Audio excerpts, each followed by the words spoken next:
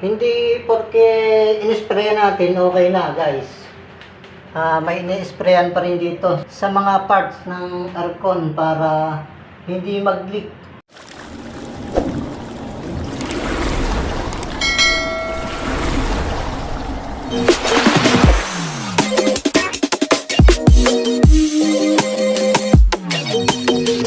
Hello mga tropa. Ito yung ating unang linis ngayong taon. Bago tayo mag-umpisa, nagpapasalamat po ako sa mga nag-subscribe sa aking YouTube channel. Yan, maraming salamat po. Yan ang ating lilinisan ngayong araw. Ayan, at saka itong outdoor, kung mapapansin nyo guys, napakakapal ng alikabok. O, diba? Yan ang masarap linisan mga idol. Yung mga ganyang itsura. Talagang makikita mo yung pagkakaiba. Ayan, hindi na natin patatagalin. Akin ang tunuberan para hindi na tumagal ang labanan. Kaya naman, tirahin na natin mga idol at baka tirahin pa ng iba. Siyempre, pag tayo maglilinis ng aircon, ayusin natin. Dahil meron pa rin mga tropa na naglilinis ng basta-basta lang, hindi inaayos. Ayun ang kalimitan kong nalilinisan dito. Pinauulit sa akin dahil ang mga trabaho daw ay paspasan. Ayan, kaya ayusin natin guys para hindi tayo mapahiya sa mga nagpapalinis ng aircon. Ayan guys, habang nag-i-spray ako, biglang nasira yung aking water pressure. Kung mapapansin nyo, bumitaw dun sa water pressure yung kanyang hose. Basang-basa na sa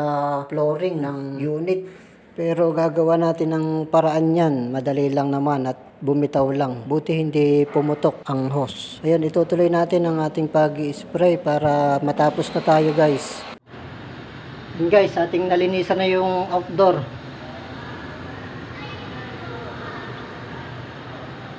Ayan. Hindi lang natin na videohan ng maayos dahil nandito yung may-ari. Nag-music kaya hindi tayo makapagsalita ng maayos. I-voice over ko na lang mamaya. Ayan guys, nalinisan ko na yung ating indoor. Ayan. Atin na lang pupunasan para matanggal yung tubig. Hindi porke in-spray natin, okay na. May ini-sprayan pa rin dito sa mga parts ng aircon para hindi mag-leak. May natitirang dumi. Lalo-lalo na dito sa kanyang pan. Yung mismong hélice niya. At saka yung likod. Yan ang nagkaka-problema. Yan sa ganito. May mga dumi sa tabi. Kaya doon nadaan yung kanyang moist. Dito nabagsak ang tubig. Ayan. At saka yung kalimitan, yung hindi na-sprayan yung drain, itong pinaka-hose niya. Kasi pag minsan ito guys, nakatornilyo, yung iba hindi na tinatanggal kasi mahirap tanggalin. Ito nga pala yung kanyang filter. Ayan guys, no? At saka yung kanyang mga cover. Dito na lang natin naaskisan sa banyo para malinisan natin ng maayos. Ayan guys, nalinisan na natin yung filter at saka yung cover.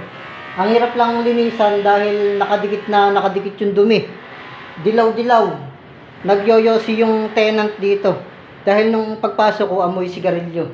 Ayan, nakakapit sa ating aircon. Sa ating i-check yung ating nilinisang aircon. Bali, naitaas ko na yung breaker doon sa labas, doon sa outdoor, at saka yung dito sa may indoor. Kaya, check natin kung okay ba yung ating aircon cleaning. Ayan, pasensya na kayo guys. May nagko-comment sa atin na malabo yung kuha ng ating video. Pasensya na kayo, medyo malabo yung camera ng ating cellphone. Lalo na dito sa back camera. Talagang napakalabo. Mahirap din mag-video dahil laging kailangan nakaharap dito sa atin ng camera. Ayun guys, bali hihintayin lang natin umikot yung outdoor para makita natin kung may nagbago dun sa lamig niya. Pero dito ramdam na. Lumakas yung hangin.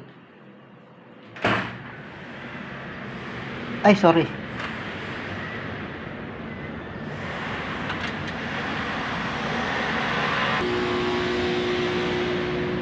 Ayan mga idol, naikot na yung ating outdoor.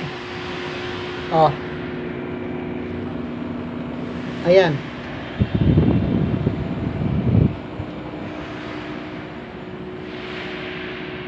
Ayan, kaya okay na. Thank you.